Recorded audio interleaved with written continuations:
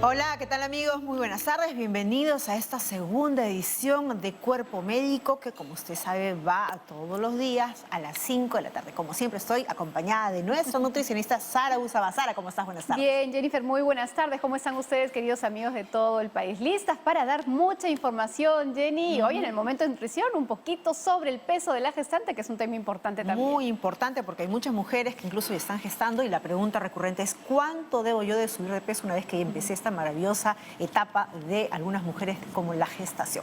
Eso va a venir más adelante, así que no se la pierda, ya sabe, vaya a conseguir su cuaderno, su lapicero para tomar nota sobre ese tips o esas tips nutricionales que nos va a dar Sara Busaba. Pero ahora es momento de presentar al especialista que el día de hoy nos acompaña para hablar de un tema interesante, la alergia a los AINES. ¿Qué son esto de los AINES? Si es lo mismo que la anafilaxia, si es que les da a todas las personas, si es que se da con todos los tipos de medicamentos. Bueno, todo eso lo vamos a preguntar y lo vamos a tratar de absorber el día de hoy con el doctor Óscar Calderón Llosa.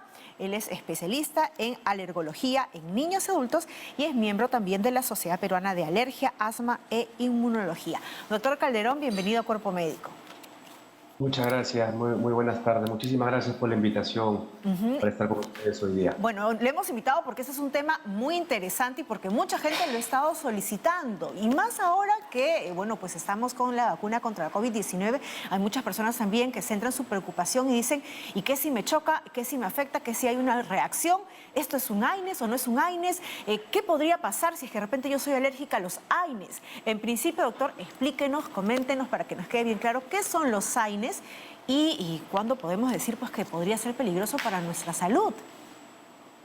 Sí, mire, los AINES son un grupo de medicamentos que se llaman antiinflamatorios no esteroideos, son analgésicos, sirven para el dolor, antiinflamatorios también, ¿no? Y sí hay pacientes que pueden ser alérgicos a este grupo de medicamentos. Normalmente los pacientes con alergia a medicamentos suelen reaccionar a los 15, 20 minutos, una hora en promedio, puede ser un poco más, pero es lo común después de la ingesta de estos medicamentos, ¿no? Y los antiinflamatorios no esteroideos o AINES son un grupo de medicamentos y están divididos en familias también. Por ejemplo, lo de la aspirina, la familia del ibuprofeno, naproxeno, ketoprofeno, la familia del ketorolaco, diclofenaco y así, ¿no? Y las reacciones más frecuentes suelen ser en la piel, los pacientes se enronchan, se hinchan 15, 20 minutos después de la ingesta y luego también podemos tener reacciones muy fuertes como lo que mencionabas que es la anafilaxia, ¿no? Ya eso puede ir con dificultad respiratoria, pacientes que también se pueden marear, se enronchan, pueden empezar a vomitar y algunos pueden hasta desmayarse. Doctor, una de las preguntas que se hacen las personas que están próximas a vacunarse es justamente lo que mencionaba Jenny, ¿no? Si yo soy alérgico a un medicamento, como en este caso los AINES, ¿quiere decir que no me debo vacunar? ¿O en qué casos de alergia son los extremos que estaría contraindicada ese tipo de vacunas, las diversas que nos está llegando de diferentes laboratorios? Claro, primero que nada, ser alérgico a algún medicamento no necesariamente es contraindicación para vacunarse. ¿Ya? Ahora, que sepamos nosotros los alergólogos las vacunas, que sea, por ejemplo, la Sinopharm, que nos han vacunado ya, o la de Pfizer, entre otras, en principio no tienen AINES, no tienen antiinflamatorios, por lo cual no sería contraindicación. Pero sí una de las contraindicaciones o debe hacerse algún tipo de estudio es en pacientes que han tenido anteriormente cuadros de anafilaxia, pero habría que ver bien cuál ha sido el desencadenante, ¿no? Porque hay muchas clasificaciones también, pero no necesariamente si eres alérgico a un medicamento no te deberías vacunar, sino que habría que estudiarlo bien, hacer una buena historia y a veces solamente conversando con el paciente decimos que, oye, mire, si esto sí se puede vacunar, porque no tiene nada que ver lo que cuenta anteriormente.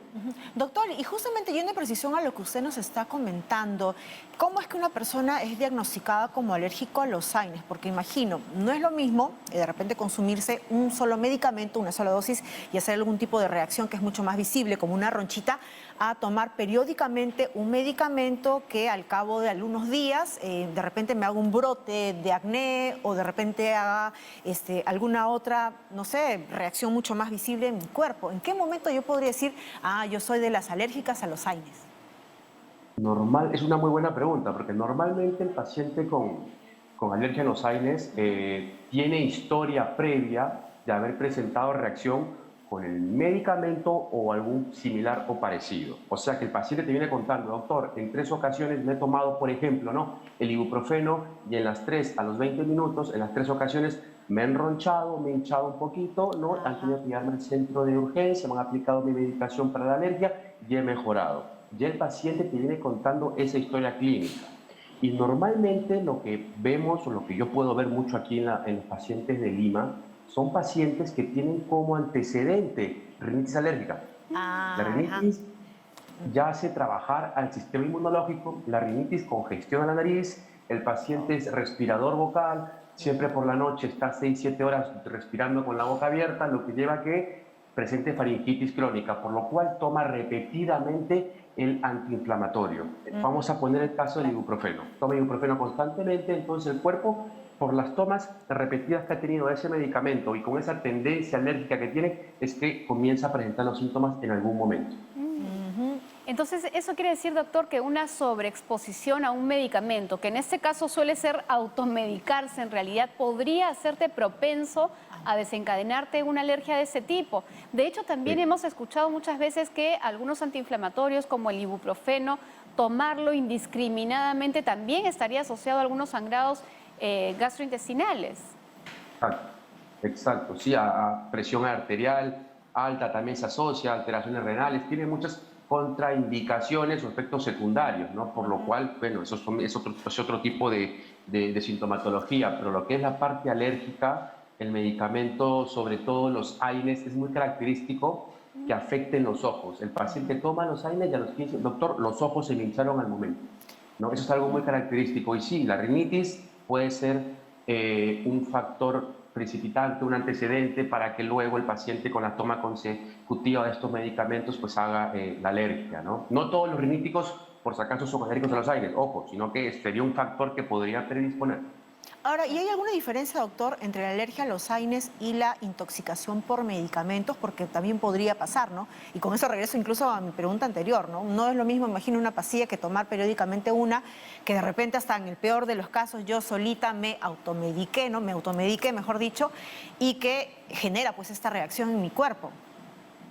Exacto, exacto. Por ejemplo, el alérgico a medicamentos a veces reacciona con un poquito nada más. Ajá. Con un poquito de la medicación ya está reaccionando, comienza a notar picores, los ojos le pican, se comienza a hinchar, las ronchitas aparecen, como le comento, en los 15-20 minutos, 1 hora o un poco más tal vez, ¿no? Y el paciente que se intoxica pues toma mucha cantidad del medicamento. Pongamos el ejemplo del paracetamol. Claro. El paracetamol, el que es alérgico al paracetamol, con un poquito ya reacciona, pero si pasa la dosis, que suele ser más de 2 gramos, por ejemplo, en el caso de niños, o un poco más, 4 o 6 gramos al día en el caso de adultos, ya comienzan con algún tipo de alteración hepática, porque el paracetamol se metaboliza en el hígado, ¿no? Entonces, es eso, con la dosis llegas a una intoxicación, una sobredosificación, pero a veces con poca cantidad de medicamento puedes llegar inmediatamente a hacer una reacción alérgica.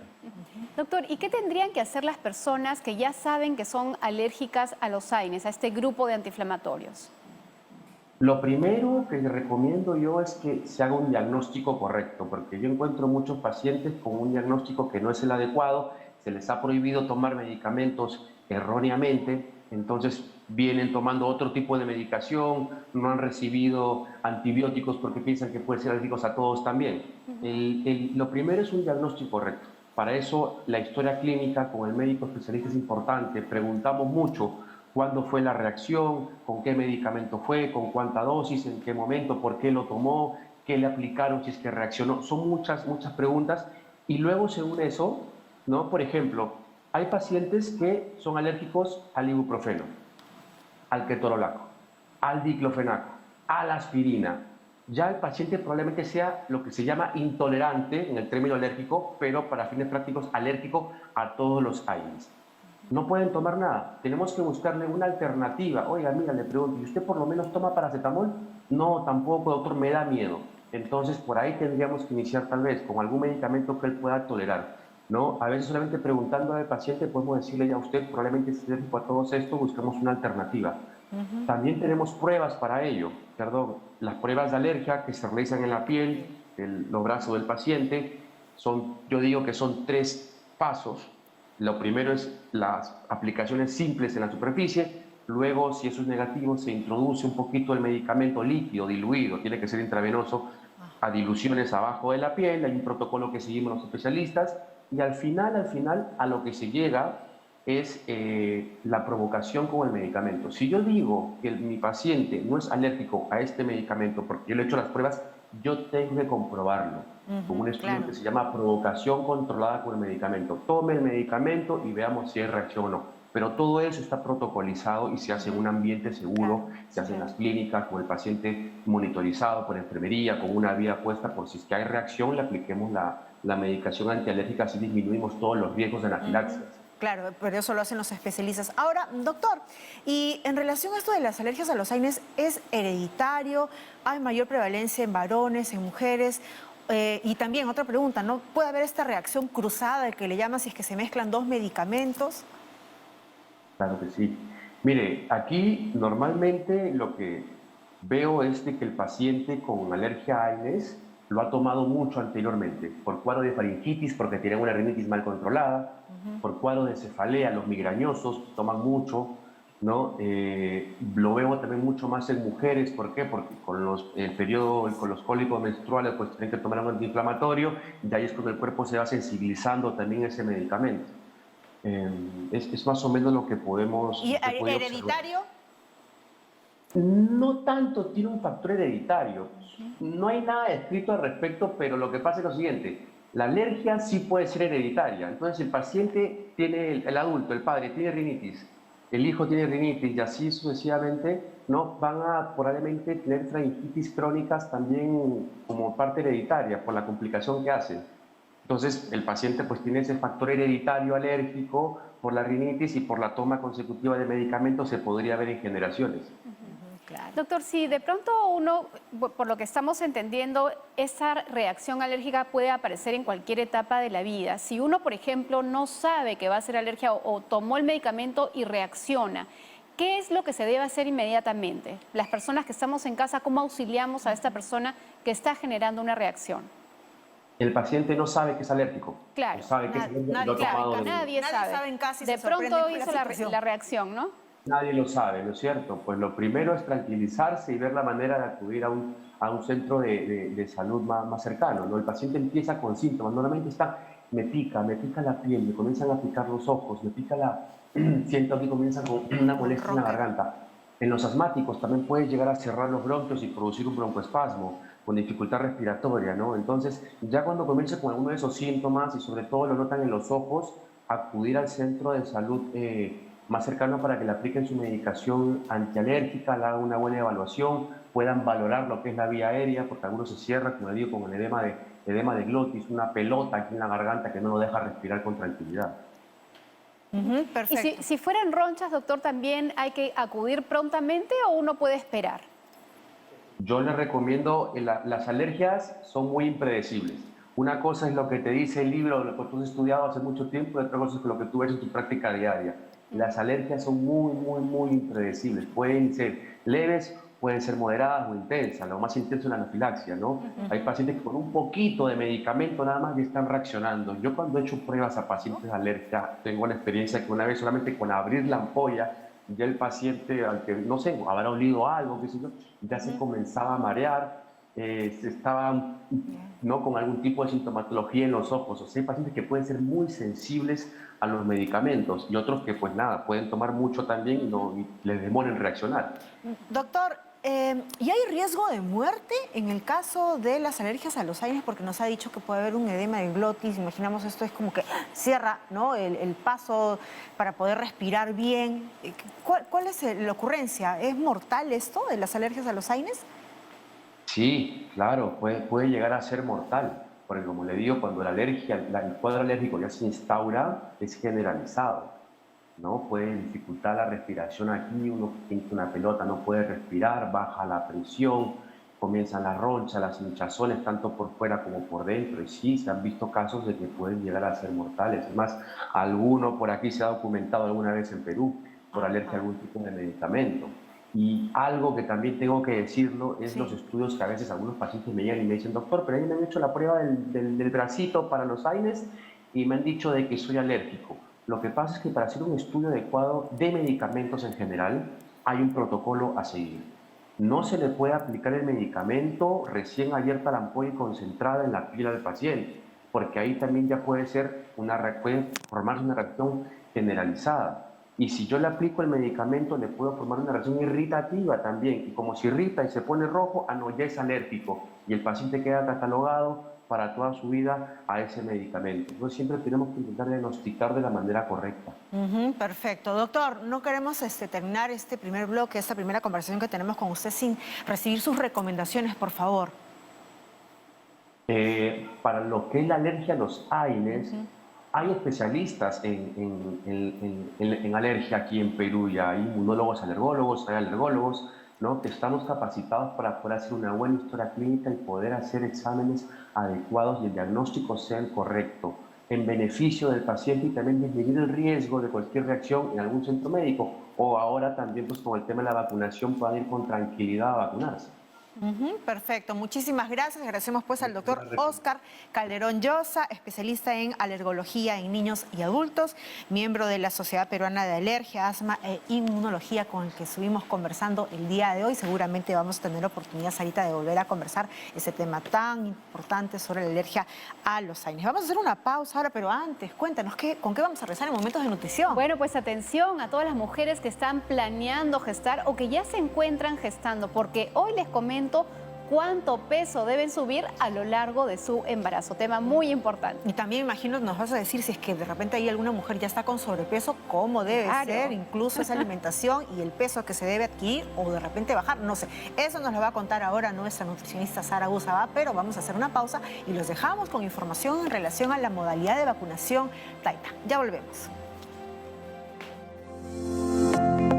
Porque nuestro objetivo es lograr la mayor cantidad de inmunizados. Te presentamos el Vacuna Taita, estrategia diseñada pensando en la comodidad de nuestros adultos mayores. En esta modalidad, los adultos mayores se ubican en espacios especialmente acondicionados para que, tanto ellos como su acompañante, no tengan que movilizarse ni formen colas y sean las brigadas de vacunación los que se acerquen a ellos para la firma del consentimiento, supervisión médica, la respectiva inmunización y finalmente, en el mismo sitio, reposen 15 minutos para ver que no tengan ninguna reacción adversa a la vacuna. La estrategia facilitará la vacunación de adultos mayores con problemas de movilidad y que no puedan estar de pie durante mucho tiempo.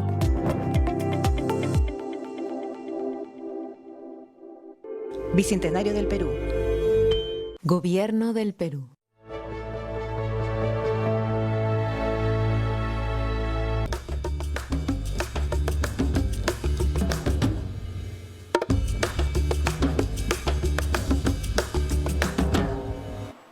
Amigos, aquí estamos contentos, como siempre, en Cuerpo Médico, porque nos sentimos satisfechos muchas veces de poderles dar información útil y sobre todo los mensajes tan lindos que nos llegan desde diferentes vías aquí al programa. Pues el día de hoy vamos a hablar de un tema que es bien importante, el peso que tiene que ganar la gestante. ¿Y por qué es importante esto? Porque justamente cuando excedemos el peso durante la gestación, se pueden presentar enfermedades muy peligrosas, no solamente para el bebé, sino también para la gestante. La presión arterial se puede elevar muchísimo, se pueden hacer problemas a nivel de la vesícula, por ejemplo, se pueden tener problemas cardiovasculares y una serie de dificultades que pueden en riesgo la salud del bebé y del niño. Entonces tenemos tres escenarios en los que, por ejemplo, la madre puede estar en un peso normal iniciando la gestación. Podemos tener una mujer que está baja de peso iniciando la gestación o podemos tener una mujer que está en exceso de peso empezando la gestación. Ahora, de hecho, los valores que queremos que una mujer gane durante el embarazo han cambiado. Y hoy día les voy a presentar una tabla que está basada en los años 90, que fue, digamos, la primera tabla que se hizo, pero debido al sedentarismo y debido a los cambios en el estilo de alimentación, el promedio en que queremos que una mujer gane a lo largo del embarazo es entre 9 y 12 kilos como máximo. Entonces, miren las recomendaciones que les estoy estoy mostrando gracias al Instituto Nacional de Salud, que es lo que tiene, y ustedes también pueden revisarlo. Miren, ustedes tenemos en rosado a las mujeres que están en bajo peso, en verde las de peso normal, en color beige el sobrepeso y finalmente obesidad. Y ahí les muestro también cuánto debería ganar en el primer trimestre, en el segundo y en el tercer trimestre y finalmente el total. Pasado, como les digo, ya en los años 90, pero en promedio ahora queremos entre 9 y 12 kilos. Entonces, una mujer que está en bajo peso, recordemos que el niño va a jalar todos los nutrientes de reserva y es importantísimo que recupere. Por eso es que en el primer trimestre debe ganar entre 2,3 kilos en promedio en el total de esos primeros 3 meses de gestación. En cambio, por ejemplo, una mujer que tiene un peso normal gana menos y si está en sobrepeso, menos de 1 kilo en el total de los 3 meses y finalmente, si esa es una mujer que está en obesidad, no debe ganar nada de peso ni en el primer trimestre ni en el segundo trimestre. Es más, aquella mujer que está en sobrepeso y en obesidad, lo mínimo que pedimos o lo máximo que pedimos que gane es, o sea, no menos de 6 ni más de 6, o sea, como máximo 6 meses. Y miren que en el segundo y tercer trimestre va ganando de medio kilo cada mes. Si son mellizos, aumenta, no importa si, o sea, siendo bajo peso, normal o sobrepeso, siempre el incremento de mellizos es un poquito menor. Y algo que ya quiero comentarles también es que en la talla de la persona también va a afectar en el aspecto de la ganancia de peso. Ahora, Jenny, muchas veces la mujer que está gestando, y no solamente ella, sino el esposo, la pareja, o la abuelita, la suegra, muchas veces empieza a sobrealimentar. Y en realidad ganar peso durante la gestación no se requiere de un esfuerzo. El apetito natural de la madre, y que tiene que poder identificar si es hambre o es ansiedad, es suficiente para que ella autorregule esa cantidad. Imagínate que durante la gestación necesitamos ganar un poco más de calorías, pero a partir del segundo trimestre, es decir, cuando yo ya tengo 4 meses de gestación, y incrementando simplemente un vaso de yogurt y una fruta es lo suficiente adicional a una dieta normal, es decir, no necesito grandes cantidades de comida. Muchas veces la gente suele pensar y decir que cuando uno está gestando tiene que comer por 2 y por la cantidad de 2. No, es totalmente falso. Y mira, para poderlo graficar incluso en términos de calorías, durante la gestación, a partir del segundo trimestre, la mujer debe ganar o debe incrementar 350 calorías más. Es como decir un desayuno adicional en el día, ¿no? Si yo antes desayunaba, almorzaba y cenaba, aumento un tiempo de comida más, que representa un desayuno, digamos, a media tarde, como un lonchecito, y ahí tengo suficientes calorías extra durante la gestación. Pero cuando estamos hablando de la lactancia, mira que en la gestación es 350, en la lactancia 500 calorías es lo que necesita adicionar, porque dar de lactar genera mayor gasto de energía que durante el embarazo. Y ahí quiero precisar algo que es importante que diferencien. El hecho de que necesito menos calorías durante la gestación habla de cantidad de comida, más no de calidad de comida. Eso quiere decir que la mujer gestante tiene que tener la mejor nutrición, asegurar su hierro, asegurar el omega 3 que hay en el pescado, frutas y verduras para tener vitaminas y minerales, menestra que le da buen almidón, pero también vitaminas y minerales importante en este proceso. Ahora, Sara, pero eso lamentablemente no se condice muchas veces a lo que suele ocurrir con una embarazada que cuando está gestando dice, este es mi momento ideal para darme todos los gustitos y vienen de repente por ahí el tema de los engreimientos, ¿no? Y es más, hasta la propia familia propicia el hecho de, ¿cuáles son tus antojitos, tus gustitos? Y estos muchas veces no suelen ser, ¿no? De repente lo más saludable, ¿no? Exacto. Y de repente por ahí incurre mucho a la comida ultraprocesada. Sí, ni siquiera por la misma gestante que de repente por ahí no tiene esos antojos, sino hasta por la pareja y la familia, ¿no? Sí, Jenny, hay un concepto en nutrición y hasta incluso en medicina que se está tratando, que tiene que ver justamente con la programación metabólica. ¿Qué significa eso? Quiere decir que cuando la mujer está gestando, lo que come, el bajo peso, el sobrepeso, afectan genéticamente a este niño. Es decir, si yo, por ejemplo, tengo una dieta mala durante la gestación, gano mucho peso porque me encanta la fritura, me como las hamburguesas, el pollo broster, las salchipapas, no tengo una nutrición balanceada, entonces yo estoy predisponiendo a este niño genéticamente a que tenga... Claro, no me refiero a la preferencia, sino a la consecuencia de comer ese tipo de alimentos. Es decir, este niño probablemente va a tener genéticamente mayor predisposición a la ganancia de peso, a hacer enfermedades como por ejemplo la diabetes. Entonces la nutrición en la gestante, si hoy hemos hablado del peso, es porque hay que tener un control, un seguimiento. Si veo que me estoy pasando del peso, hay que acudir a una consulta nutricional para que la orienten y ver ¿dónde es el problema? ¿Por qué estoy ganando más peso? ¿Qué estoy comiendo de más? Pero lo segundo, y todavía más importante en realidad, es ver que la calidad nutricional, es decir, lo que yo elijo para comer, tiene que ser verdaderamente nutritivo y balanceado, porque no se trata solamente de la formación de este bebé, sino también de las reservas que va a tener esa madre, ¿no? Si yo no tengo suficiente calcio, la naturaleza va a hacer que este bebé jale el calcio de mis huesos descalcificando a la madre. Claro, y eso genera otro el problema. organismo es sabio y ese bebé, ¿no? Ese producto, este feto no le va a faltar nada, pero el que puede sufrir es el cuerpo de la propia mamá, ¿no? Así Porque es. va a extraer todo, imaginamos. Sí. Algo que no debe faltar en la dieta de la gestante, y esto un poco ya para redondear el tema, recordemos que el peso ya lo hemos mencionado, pero fundamental es ensalada todos los días, verano o invierno, no importa en qué época del año te cayó la gestación. Pescado 3 veces por semana, pero preferimos recomendar los pescados pequeñitos a la mujer gestante. Anchoveta. La anchoveta, el jurel, ¿no? La sardina, pejerrey son buenas alternativas. Y también incluir en su dieta hígado y sangrecita para tener una buena cantidad de hierro. ¿Con qué frecuencia? 1 vez por semana de preferencia. Perfecto, entonces a aquellas mujeres que están gestando, ya lo saben, está en un nuevo empezar, una nueva vida viene pronto, entonces también resetéese usted si en caso de repente no ha tenido los mejores hábitos alimenticios, este es el momento, ¿no? Ya lo hemos escuchado por parte del especialista, que hay una predisposición genética. Es más, si yo no como comida de calidad, ojo, podría hacerle daño también a mi bebé de aquí al futuro. Así que por eso, siquiera, mejore hábitos alimenticios. Muchas gracias por su preferencia. Recuerde que Cuerpo Médico va de lunes a viernes de 1 a 1:30 y de 5 a 5:30 de la tarde, donde tenemos mayores espacios para poder compartir mayor información también nutricional. Nos vemos en el próximo programa. Cuídese. Chao. Si quiere ahí, ¿no? Las mujeres...